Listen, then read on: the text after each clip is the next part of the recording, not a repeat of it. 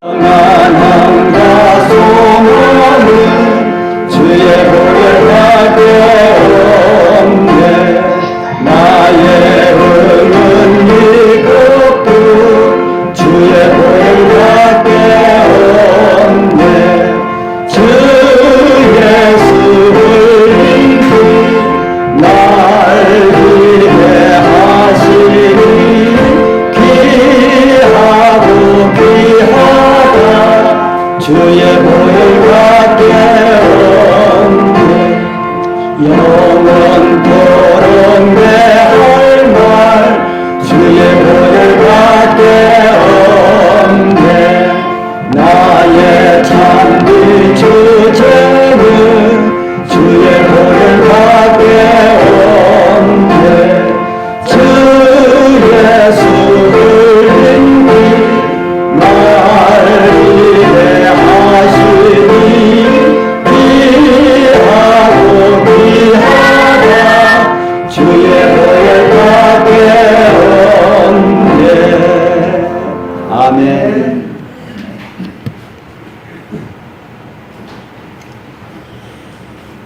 우리 성도님들 한 주시 동안 평안하셨습니까?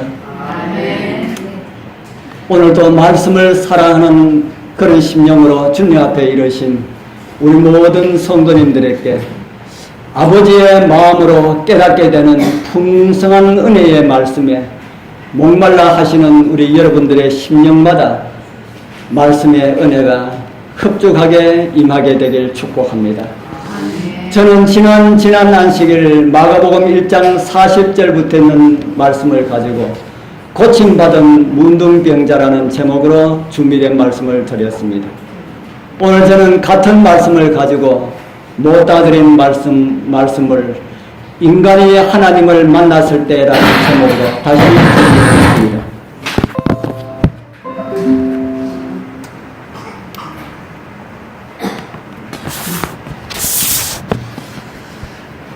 더 풍성한 말씀의 은혜가 오늘 하나님을 만나기 위하여서 준비하신 우리 주님 앞에 나오신 우리 모두와 함께하길 소원합니다. 예수님 당시에 이스라엘 나라에 문둥병 환자가 얼마나 있었을까요? 그 당시에 인구는 지금보다 많이 적을 것이니 그러한 질병에 걸린 사람들도 아마 적을 것입니다. 그러나 인구수에 비례한다면 아마도 많을 것이라는 생각이 듭니다. 치료할 수 있는 이런 방법이 전혀 없을 때라도 전염은 그대로 잘 되었을 것이고요. 아마 우리나라도 그랬고 이스라엘 나라도 그랬을 것이라는 생각이 듭니다. 한 번은 예수께서 이런 말씀을 하신 적이 있습니다. 누가복음 4장 27절 또 선지자 엘리사 때에 이스라엘에 많은 문둥이가 있었으되 그 중에 한 사람도 깨끗함을 얻지 못하고 오직 수리아 사람 나만 뿐이었느니라. 엘리사 때에도 이스라엘에 문둥병 환자가 많았다고 합니까? 적었다고 합니까? 많았다. 그때도 많았다. 그러면은 엘리사 시대부터 수백 년이 흐른 예수님 시대는 어땠을까요? 그때도 많았을 것이다 하는 생각이 듭니다. 우리나라도 몇십 년 전만 해도 여기저기 환자촌들이 많았는데 지금 환자촌들 거의 보이지 않지요? 지금은 환자촌들이 거의 보이지 않습니다. 예수님 당시에 수많은 나병 환자들에게는 정말 그 병은 외로움과 절망과 공포의 병이었습니다. 그 수많은 사람들이 있었지만은, 그런 환자들이 있었지만은, 많은 사람들이 고침을 받지 못하고 소수의 사람들만 고침을 받았다 합니다. 그 소수의 사람 가운데 한 명, 예수님께 나왔던 그 한 명이 어떻게 고침을 받았는지 지난번에 말씀을 드렸습니다. 어떻게 고침받았다고 들으셨습니까?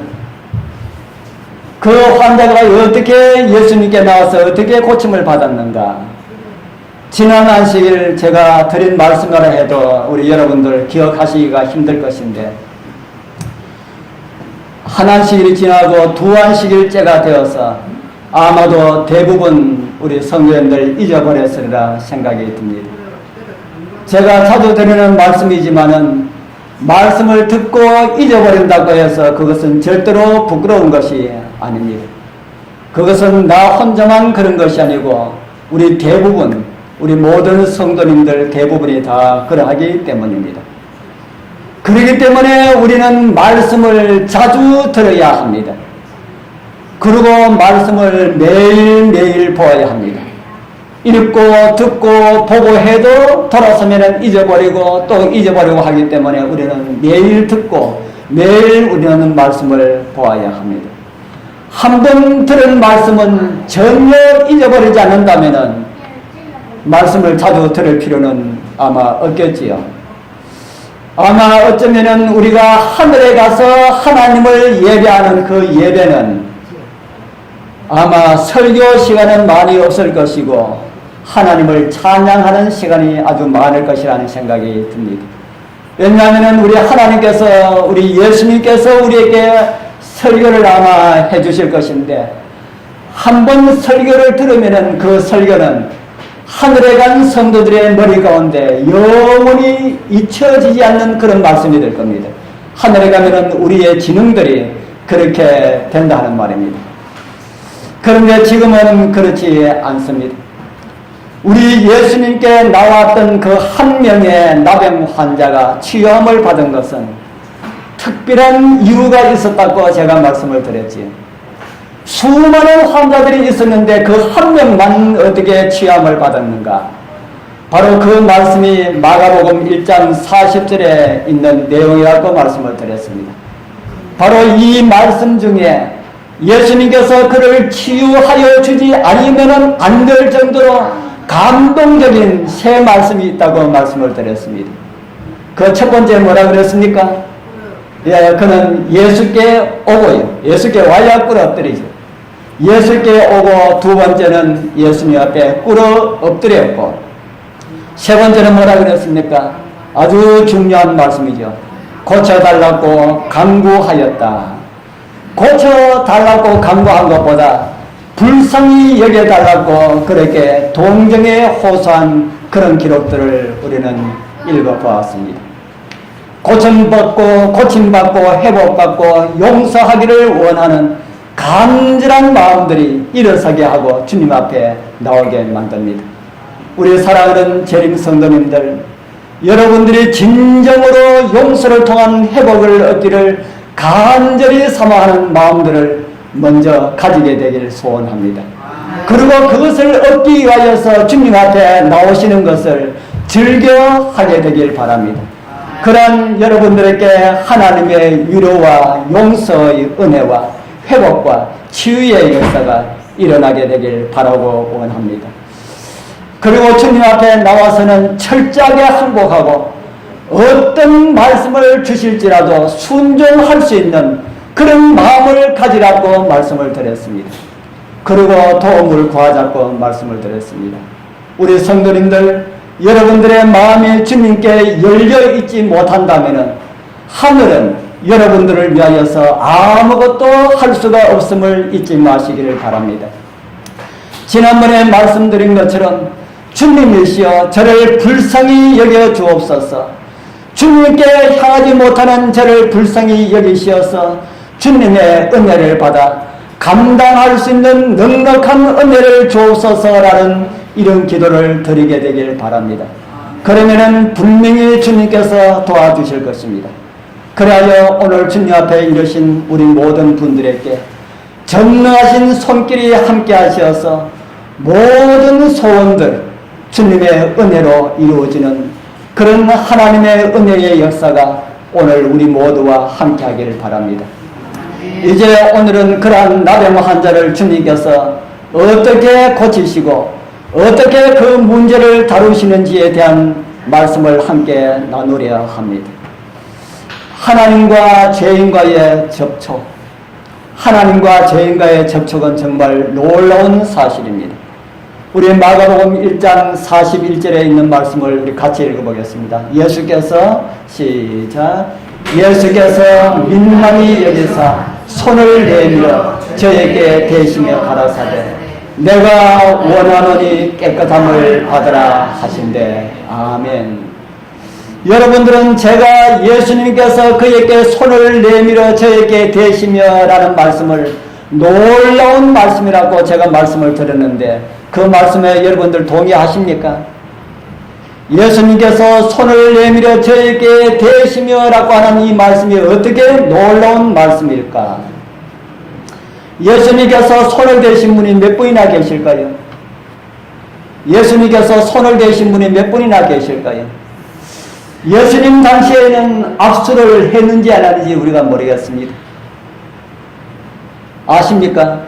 그 당시에도 악수를 했는지 안 했는지 잘 모릅니다. 악수는 하지 않았지만 아마 손을 잡은 일들은 참 많을 것이다 하는 생각이 듭니다. 많을까요? 적을까요?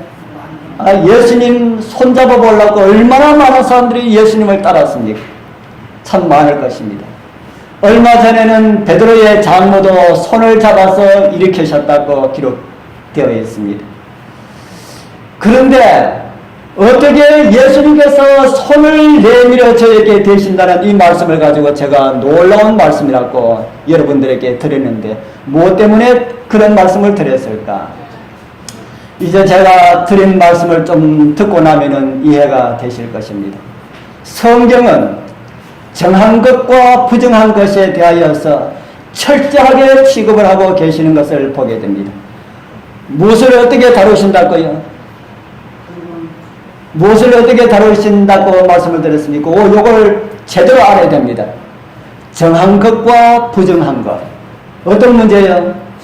정한 것과 부정한 것. 정한 것과 부정한 것에 대하여서 아주 철저하게 취급을 하고 계십니다. 특별히 레위기서에 보면 더욱 그러합니다.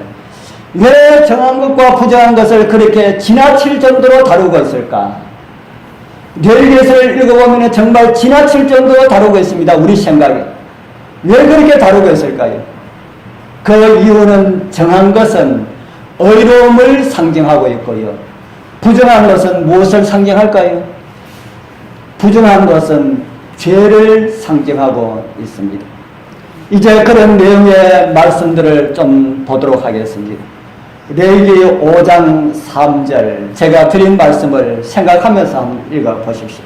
혹시 같이 읽겠습니다. 시작. 혹시 부지 중에 사람의 부정에 다다치는데 그 사람의 부정이 어떠한 부정이든지 그것을 깨달을 때에는 허물이 있을 것이요.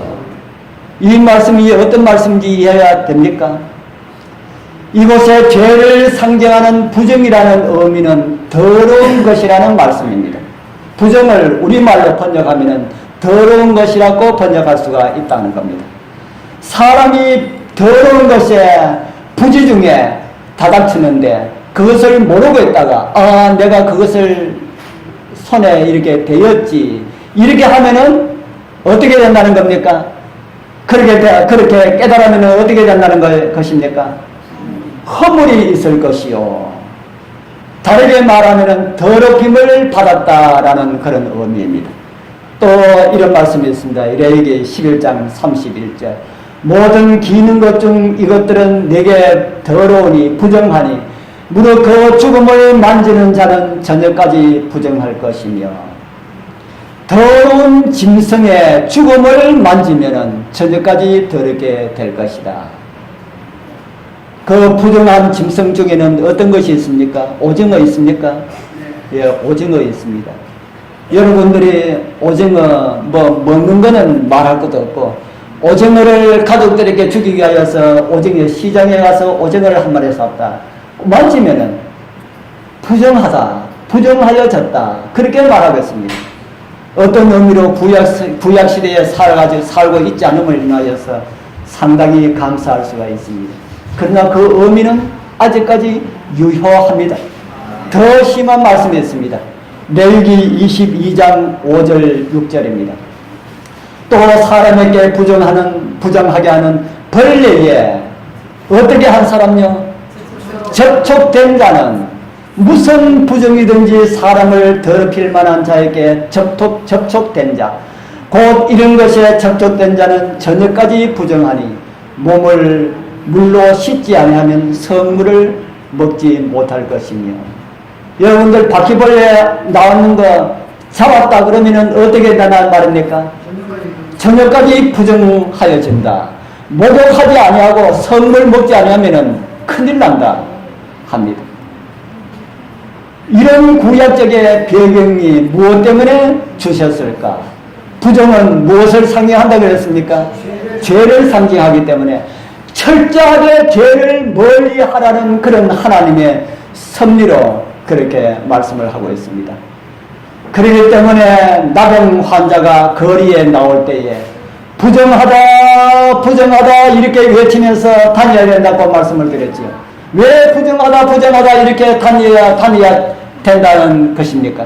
무엇 때문에? 나병에 걸린 것만 해도 너무너무 억울한데 길 걸어 다닐 때에 사람이 있는 곳에 지나가면은 부정하다 부정하다 이렇게 소리치며 다녀야 되는데 무엇 때문에 왜 그렇게 다녀야 하는가? 왜일까요?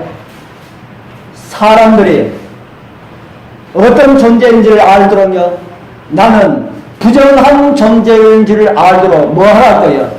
사람들 뭐 하라고요? 사람들 다 피하도록. 나는 나병에 걸려있기 때문에 나를 전부 다 피하여서 멀리 가도록.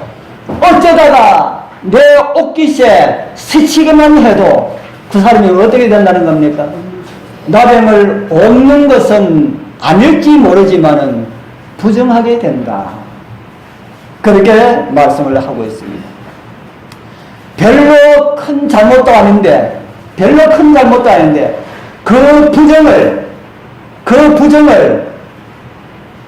느끼지 못하고 교회에 가서 예배를 드립니다.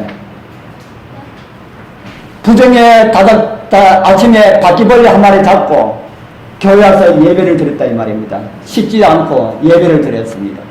그런 사람, 제가 여기 적어놨는지 모르겠습니다. 그런 사람은 이스라엘 백성에서 끊쳐져 없어질 것이다. 다시 말해서 돌에 맞아 죽습니다. 어떻게 바퀴벌레 한 마리 잡다가 돌에 맞아 죽는 이런 일들이 발생할까? 죄에 대하여서 멀리하라는 이런 가르침을 우리에게 주시기 위하여서 그렇습니다.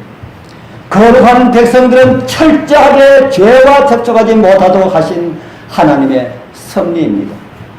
그런데 우리는 그러한 구약의 배경을 잘 알고도 얼마나 많이 죄와 접촉을 많이 가집니까? 바퀴벌레 한 마리 하고는 접촉을 해도 괜찮지만은 뭐하고 접촉하면 안 된다는 말입니까? 죄와 접촉하면 안 된다는 말입니다. 그리고 그 죄를 가지고 있는 채 우리는 얼마나 많은 시간 예배에 참석하였습니까? 여러분들 아침에 죄 짓고 회개하지 않고 예배에 참석한 적 있습니까? 없습니까? 솔직하게 말해서 있습니까? 없습니까? 있습니다. 그렇다면 우리는 구약의 배경으로 보면 우리는 다 뭐 할 사람들입니까? 돌에 맞아 죽을 사람들입니다. 우리 여기 앉아 계신 여러분이나 저는 하면 벌써 오래전에 돌에 맞아서 죽고 없어질 그런 사람들이었다 하고 성경은 그렇게 말을 하고 있습니다. 우리 사랑하는 성도님들, 은혜의 시대라서 그런 일이 없다고 하여서 죄를 가볍게 여기지 말기를 부탁을 드립니다. 죄는 나병과 같아서 온 몸과 마음을 멸망으로 이끌어갑니다. 비록 작고 작은 죄라 할지라도 죄의 유혹이 있을 때마다 심각한 질병의 감염보다 더 무서운 것이라고, 더 무서운 것이 죄라고 생각하시면서 그런 유혹들을 이기게 되길 바랍니다. 그런데 그런 환자가 예수님께 왔습니다. 주님을 따르는 수많은 사람들을 어떻게 하였을까요? 그런 문둥병 환자가 예수님께 왔는데 예수님 가까이 있던 사람들이 어떻게 하였을까요? 그가 예수님께 오면서 부정하다 하면서 예수님 가까이 왔을 때에 예수님 곁에는 수많은 사람들이 항상 있었습니다. 그 많은 사람들이 어떻게 되었을까요? 어떻게 했을까요? 다 도망갔습니다. 다 도망갔습니다. 예수님의 제자들은 어떻게 했을까요? 예수님의 제자들은 어떻게 했을까요? 예수님의 제자들 통뼈입니까? 예수님 제자들도 그 환자에 이렇게 다니면은 그도 부정하게 됩니다. 그렇기 때문에 제자들도 다 도망갔습니다. 이제 예수님 곁에는 누구만 있습니까? 나병 환자와 예수님만 있습니다. 그리고 주변으로 다 도망간 사람들이, 특별히 예수님의 제자들이 과연 예수님께서는 저 사람을 어떻게 하실까 하고 보고 있습니다. 예수님의 살이 그에게 달기만 달리면은 예수님도 어떻게 돼요? 예수님도 부정하게 될 것인데 과연 예수님께서는 이 일을 어떻게 처리할까? 이렇게 보고 있습니다. 그럴 때에 예수님께서는 어떻게 하셨습니까? 예수님께서는 모든 사람들이 싫어하는 그 환자의 환부에 손을 갖다 대면서 자유와 회복의 말씀을 선언하셨습니다. 아까 우리 읽어본 말씀이지요. 예수께서 민망히 여기서 손을 내밀어 저에게 대시며 가라사대 내가 원하노니 깨끗함을 받으라 하신대. 우리 살아가는 성도님들, 오늘 주님 앞에 이르신 우리 성도님들, 이 예수님의 음성, 내가 원하노니 깨끗함을 받아라는 이 말씀이 여러분들의 심령마다 나에게 주신 하나님의 말씀으로 들려지길 소원합니다. 그래서 여러분들 모든 죄들이 용서함을 받고 마음 가운데 있는 모든 고통들이 다 완전하게 회복되는 그런 은혜 있길 바랍니다. 이 세상에 일어난 이적들 가운데 가장 큰 이적이 무엇이냐고 저에게 묻는다면 저는 예수님과 나병 환자와의 접촉이라고 저는 말씀을 드릴 것입니다. 어떻게 그런 접촉이 이적이냐고 그렇게 물으시겠지요. 예수님과 나병 환자의 이 접촉으로 나병 환자가 깨끗함을 받은 이 놀라운 사건은 온 우주의 가장 거룩한 분이 죄인과 접촉하심으로 나병보다 더 처참한 죄로 인하여서 죽을 수밖에 없는 인류를 살리신 구속의 경륜을 보여주는 아름다운 사건으로 성경에 기록되어 있기 때문입니다. 로마서 8장 3절은 이런 말씀을 우리에게 주고 있습니다. 우리 같이 읽어보겠습니다. 율법이 시작. 율법이 육신으로 말미암아 연약하여 할 수 없는 그것을 하나님은 하시나니 그 죄를 인하여 자기 아들을 죄 있는 육신의 모양으로 보내어 육신의 죄를 정하사. 이 말씀은 어떤 말씀입니까? 하나님께서 자기 아들을 어떻게 보내셨다 합니까? 하나님께서 자기 아들을 어떻게 보내셨다고요? 죄 있는 누구의 모양으로요? 죄 있는 저와 여러분들의 모습으로 보내셨다. 그렇게 말씀을 하고 있습니다. 다른 말로 한다면 하나님께서 죄 있는 육신의 모양을 가지셨다. 그렇게 말씀을 하고 있습니다.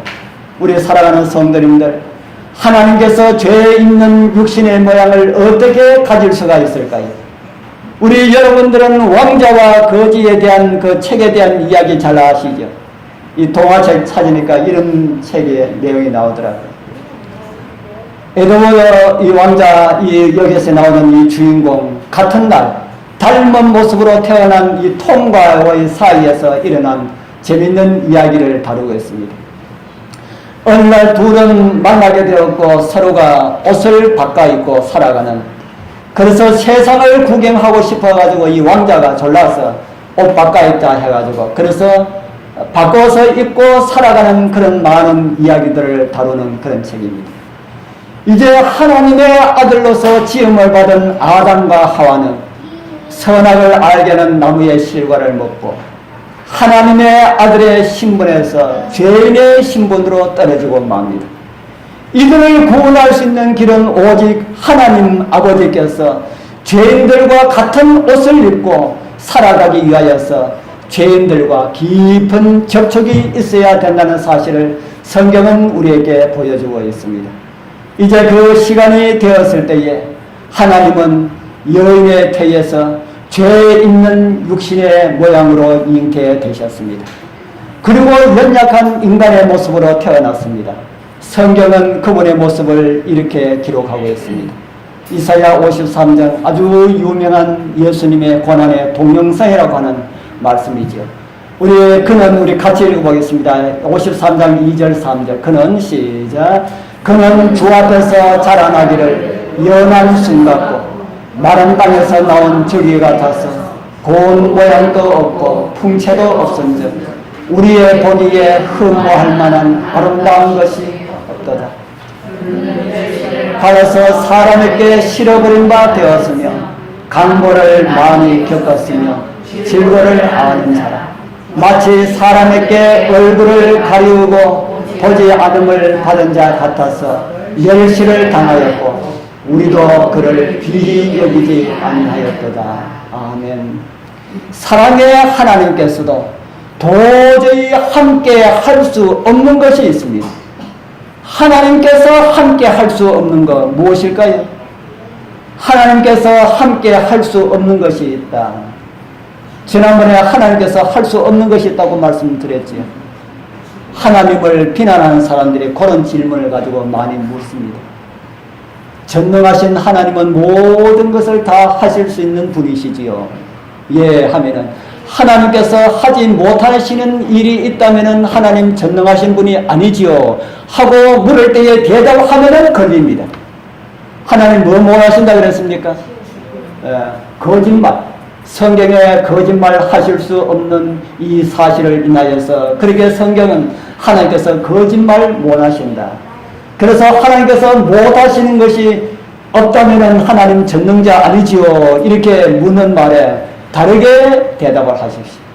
하나님께서 사랑이 많으신 하나님께서 함께 할 수 없는 것이 있을까요? 라고 묻는 사람이 있다면 여러분 뭐라고 대답할까요?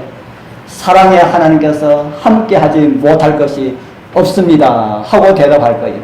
그런데 하나님께서 함께 하지 못하는 것이 있습니다. 뭐하고 함께 하지 못할까요? 예, 누가 대답했습니까? 예, 하나님께서는 죄하고 함께하지 못합니다. 죄를 함께할 수가 없습니다. 그런데 사랑하는 자녀들이 죄인이 되었다 하는 겁니다. 하나님께서 그들을 구원하기 위하여서 부정한 죄인들을 위하여서 죄인의 모양으로 오실 수밖에 없었다 하는 사실은 우주가 놀랄 그런 사실입니다. 그뿐 아니고 주님께서는 인간의 모양으로 오셔서 고초를 겪으시고 십자가에 죽으셨다. 우리 여러분들 이해가 되는 이야기입니까? 우주의 거민들은 이해 못합니다. 왜 그들은 이해하지 못할까요? 우주에 수많은 우주의 천천만만의 그 별세계에 있는 우주 거민들은 하나님이 죄인을 위하여서 죄인 모습으로 와서 그들을 위하여서 십자가에 죽으셨다 하는 사실을 이해 못한다 하는 겁니다. 왜 이해하지 못합니까? 아마 그들은 영원한 세월을 두고 저와 여러분들이 구원받아 하늘에 가면은 그 구원의 이야기를 듣기를 간절히 소망할 것입니다. 그래서 여러분들 초청받아서 그 구원의 이야기를 여러분들 간증을 들려줄 때에 그들은 아주 조금 이해하게 될 것이고 수많은 사람들의 간증을 듣고 그 하나님께서 죄인들과 함께 되셨다는 사실을 조금 알아가게 될 것입니다. 그런데 저와 여러분들은 이 세상에 우리가 죄인이기 때문에 죄인을 위해서 오셨다는 그 하나님의 사랑이 우리의 마음에 감동을 받으면서 우리는 그들보다 조금 더 깨달을 수가 있다는 이 사실을 인하여서 얼마나 감사한지 모릅니다. 사람은 부정한 것에 닿으면은 그 닿는 사람이 부정하게 되는데 하나님께서는 부정한 것에 닿으면은 하나님께서 부정한 것에 닿으면은 예수님께서 문둥병자에게 손을 얹으면은 예수님이 부정하게 되는 것이 아니라 문둥병 환자가 거룩하게 된다는 사실을 성경은 우리에게 보여주고 있습니다. 하나님께서는 마리아의 태를 구별하셨고요. 예수 그리스도께서 태어나시자 그와 접촉한 모든 병자들을 다 구별하셨습니다. 오늘 죽어 멸망당하여야 마땅한 우리들까지도 주님을 접촉하게 하시어서 거룩하게 하심을 인하여서 감사하게 되길 바랍니다. 접촉으로 구별하시어서 거룩한 백성들로 삼아주신 것을 감사하시고, 이제 우리도 부정한 것들을 하나님께서 우리를 접촉해 주셔서 저와 여러분들을 거룩하게 해 주셨기 때문에 앞으로 어떻게 살아야 할까요? 계속 부정한 가운데 머물러 있어야 되겠습니까? 계속 부정한 가운데 머물러 있으면 우리를 거룩하게 하신 분의 마음을 슬프게 하는 일들입니다. 우리 부정한 것들을 멀리하는 그런 연습들 잘 안 되지만 연습들 많이 하시어서 정말 우리 하나님과 함께 설 수 있는 그런 준비를 하게 되길 바랍니다.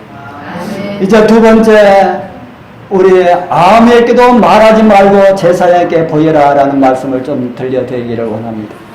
예수님께서 그 문둥병자를 고쳐주시고 난 다음에 이런 말씀을 하셨습니다. 우리 같이 읽겠습니다. 곧 시작. 곧 문둥병이 그 사람에게서 떠나가고 깨끗하여집니다. 엄히 경계하사 곧 보내시며 가라사대 삼가 아무에게 아무 말도 하지 말고 가서 내 몸을 제사장께 보이고 내 깨끗게 됨을 인하여 모세에 명한 것을 드려 저에게 증거하라 하셨더니, 예수님께서 나병 환자를 고쳐주시고 말씀하십니다. 그리고 엄히 경계하사 이렇게 말씀하셨습니다. 이 말씀은 꼭 그렇게 하기를 바란다, 그런 말씀의 의미라는 그런 생각이 듭니다. 그리고 엄명이라는 그런 생각도 들고요. 무슨 말씀을 하셨습니까? 44절입니다. 가라사대 삼가 아무에게 뭐 하지 말라고요? 아무 말 하지 말고 가서 내 몸을 제사장에게 보여라. 아무 말 하지 말라는 이 말씀은 무슨 말 하지 말라는 말씀일까요? 네가 가서 아무 사람에게도 아무 말도 하지 말라라는 말씀은 무슨 말 하지 말라는 말씀일까요? 문둥병으로 있다가 고침받은 사람. 제가 여러분들 요즘은 문둥병 환자가 많이 없어서 제가 문둥병 환자의 모습을 좀 올려드렸어야 하는데, 그들은 오래된 사람 보면 손이 없습니다. 코도 없고요. 귀도 다 떨어져 나갔고요. 그래도 그들은 아픔을 느끼지 못합니다. 그렇게 온몸이 망신창이가 되어 있는 이 사람이, 손이 손가락이 다 떨어져 나가고 얼굴도 망신창이가 된 이 사람이 예수님을 만나서 고침을 받고 몸이 온전히 회복되었을 때에 여러분 같으면 어떻게 하겠습니까? 여러분 같으면 어떻게 하겠습니까? 뒤에 돌아서서 여러분들이시여 제 몸을 한번 보십시오. 조금 전까지도 제 손이 없었고 제 귀도 없었고 코도 없었는데 제 몸은 어떻습니까? 이런 말 하고 싶은 마음이 있을까요? 없을까요? 없습니다. 간절하겠지요. 사람들 만나서 만나는 사람들마다 내 몸 고침받았다고 이거 보라고 이렇게 하고 싶은 그런 마음이 많이 있을 것입니다. 그런데 우리 주님께서 그렇게 하지 말라 그랬습니다. 이 사람이 얼마나 살았는지 모르지만은 아마 어린 나이는 아니라 하는 생각이 들고 한 30, 40 됐다면은 온몸이 망가질 대로 그렇게 망가졌다면은 이 병에 걸려서 적어도 10년 이상은 고생을 했을 것인데 그 마음 가운데 얼마나 많은 엉어리들이 있겠습니까? 이 병에 대한 그 엉어리들이 있겠습니까? 사람들에게 받은 그 멸시로 인한 그 엉어리들이 있겠습니까? 이제 건강하게 되었으니까 그런 모든 엉어리들을 풀고자 하는 이런 마음이 너무나도 간절할 건데 예수님께서는 아무에게도 아무 말 하지 말라. 그리고 말씀하시기를 제사장에게 내 몸을 보여 정하다는 선언을 듣기 전에는 누구에게도 말을 하지 말라. 그렇게 말씀하셨습니다. 그러고 난 다음에 그렇게 이야기하려고 하지 말고 집에 가서 하나님께서 너에게 어떤 일을 하셨는지 하나님의 자비와 사랑을 전하라. 그렇게 말씀하셨습니다. 무엇 때문에 이런 말씀을 주님께서 주셨을까요? 저와 여러분들에게 교훈을 주기 위하여서 주셨습니다. 여러분들도 주님 앞에 나와서 죄와 허물에 대한 용서를 받았다는 이런 확신을 여러분들 가지셨습니까? 내 지난 예수 알기 전에 수많은 죄들이 있었는데 어떤 분들은 예수 믿기 전에 죄가 있었는지 없었는지 그것도 모릅니다. 죄가 무엇인지 알지 못하기 때문에 그렇습니다. 하나님의 생명에서 떨어져 있어서 죽은 사람으로 살았던 나를 하나님께서 말씀으로 나를 용서해 주시고 나를 구원해 주셨다는 이런 것을 깨달을 때는 기쁩니다. 기쁠 때는 어떻게 해야 됩니까? 나 용서받아서 나 회개되면은 죄를 다 용서함 받았어. 여기까지는 좋은데 오늘날 많은 사람들이 용서함을 받았으면은 뭐도 없는 줄 압니까? 용서함 받았으면 뭐도 없는 줄 알아요? 용서함 받았으면은 뭐가 없습니까? 예, 뭐가 없습니까? 라고 하니까 대답을 잘 하시네. 뭐가 없는 줄 압니까? 예, 죄가 없습니까? 없는 줄 압니까? 예, 우리는 용서를 받았다는 것은 내가 지은 죄가 없어졌다 하는 것이 아니라 하고 제가 지난번에 저녁에 말씀을 드렸죠. 이것은 성수의 개념으로만 이해를 할 수가 있다. 그러니까 용서함을 받았지만은 어느 누구에게도 나는 의인이다, 나는 죄 없다라고 하는 말을 아무에게도 하지 말라라는 말씀을 주님께서 이 나병 환자를 통하여서 저와 여러분들에게 주시는 말씀입니다. 우리의 제사장은 누구입니까? 우리의 제사장 예수님. 예수님께 우리의 몸을 보여드려서 그래 너희들이 정하다 할 때까지는 아무에게도 나는 죄 없이 함을 받았다, 나는 의인이다, 나는 구원받기 때문에 앞으로는 죄와 상관없이 살 것이다 라고 하는 이런 말로 함부로 까불지 말라는 말씀입니다. 그런데 우리 많은 사람들이 그렇게 이야기하는 사람들이 많이 있지요. 그것보다는 오히려 우리를 용서하신 하나님의 사랑을 많이 이야기하라, 그렇게 말씀을 하고 있습니다. 우리 사랑하는 성도님들, 우리의 죄는 다 용서를 받았습니다. 그리고 우리는 다 완전하게 의인이 되었습니다. 우리 주님께서 의인으로 만들어 주셨습니다. 그러나 그런 의인은 나의 의로움 때문이 아닌 온전히 100% 예수 그리스도의 공로라 하는 사실을 잊지 마시기를 바랍니다. 내 의가 다른 사람의 의보다 좀 더 나은 것 같다는 생각은 사탄이 불어넣어주는 나를 망하게 하려는 그런 수단이라는 사실을 그렇게 이해하게 되길 바랍니다. 예수님 오시는 날 예수님께 나의 나됨을 보여드리는 날까지 완전한 의인은 한 사람도 없다는 사실을 잊지 마시기를 바랍니다. 우리가 한순간 그런 마음을 가지는 순간 예수님은 나의 시야에서 사라지게 될 것이고 나는 깊은 바다 속에 빠져들게 될 것입니다. 매일 매 순간 예수 그리스도를 의지하는 것만이 우리가 살 길임을 잊지 마시기를 바랍니다. 한 100년 전에 미국의 작은 시골에서 일어난 일입니다. 한 목사님이 교회를 개척하기 위하여서 한 시골에 갔습니다. 이제 교회가 없는 곳에 교회를 개척하기 위하여서 하숙집을 얻어놓고 그렇게 전도를 했는데 가장 먼저 그 집 주인부터 주님 앞으로 인도해야 되는데 그렇게 복음을 전했지만 그 복음을 받아들이지 않았습니다. 어느 날 아침 이 목사님이 늘 가서 기도드리는 동산에 가서 기도를 드리고 돌아오니까 마루에 그 농장 주인이, 그 하숙집 주인이 앉아 있었습니다. 앉아 있다가 목사님께서 나타나자 목사님 하고 불렀습니다. 왜 그렇습니까? 하고 대답했더니만은 그 농장 주인이 목사님의 팔을 끌고 이와 보십시오 하는 겁니다. 그래서 가는 곳은 닭장이었는데 어미 닭은 잠을 자고 있는데 병아리들이 그 속에서 한 마리 나오고 있는 겁니다. 그래서 목사님이 그건 뭐 볼거리입니까? 하고 물었어요. 그러니까 농부가 하는 말이 조금만 기다려 보십시오 하고 나무를 가지고 닭을 살짝 건드리니까 닭이 픽 하고 쓰러졌습니다.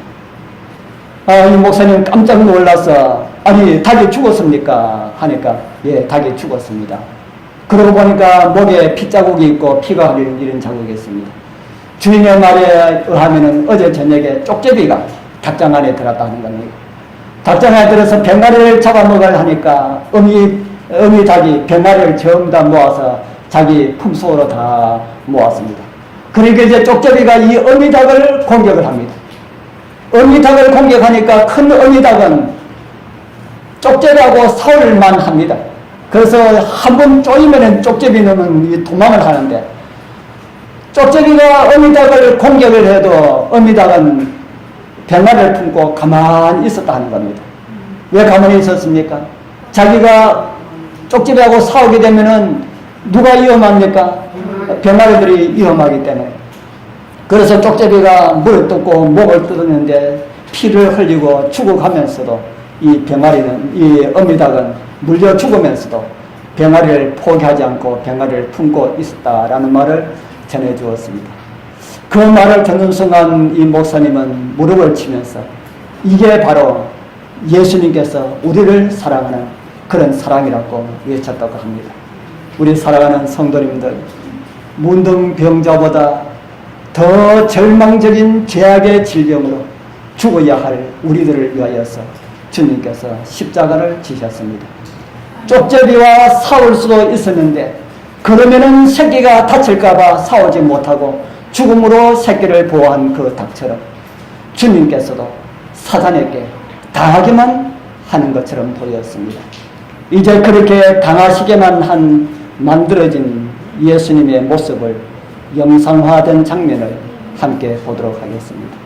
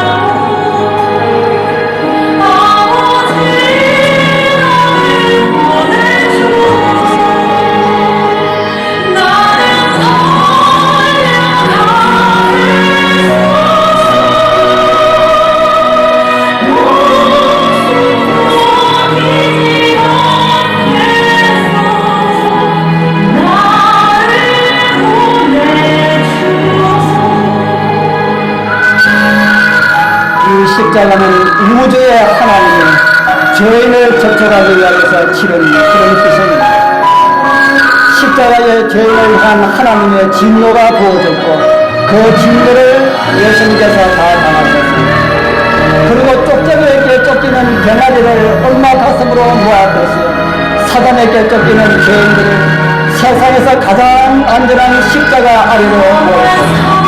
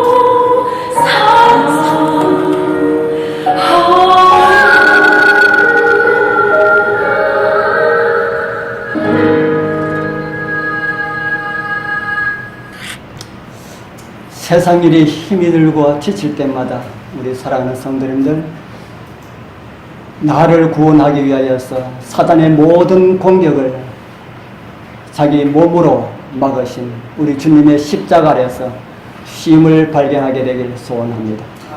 그럴 때마다 십자가는 하나님께서 사람과의 영원한 접촉의 흔적이 되어서 우리에게 위로와 힘과 용기를 주는 십자가가 될 것입니다. 사랑으로 사람과 접촉하시어서 희생과 피를 흘리신 이 모두가 우리를 사랑한다는 그런 약속의 보증입니다. 한명 나병 환자를 찾으시던 주님께서 오늘 여러분들을 찾으실 것입니다. 주님을 만나서 영원한 행복을 기쁨으로 얻어서 우리 주님 오시는 그날까지 그 기쁨 간직하셨다가 주님 오시는 날 기쁨과 감격으로 주님을 맞이하게 되길 축복합니다. 기도드리겠습니다.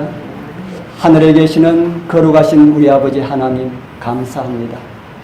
이 복된 안식일 주님 앞에 이르게 하시고 하나님께서 함께 할 수 없는 죄인과 함께 하시기 위하여서 하나님 됨을 비우시고 사람 되어 오셔서 우리가 받아야 할 사단의 모든 공격을 다 받으시고 십자가의 죽으심으로 우리를 구원하셨다는 놀라운 사실을 인하여서 저희를 매 순간 감사하고 구원을 인하여서 기뻐하게 하여 주옵소서.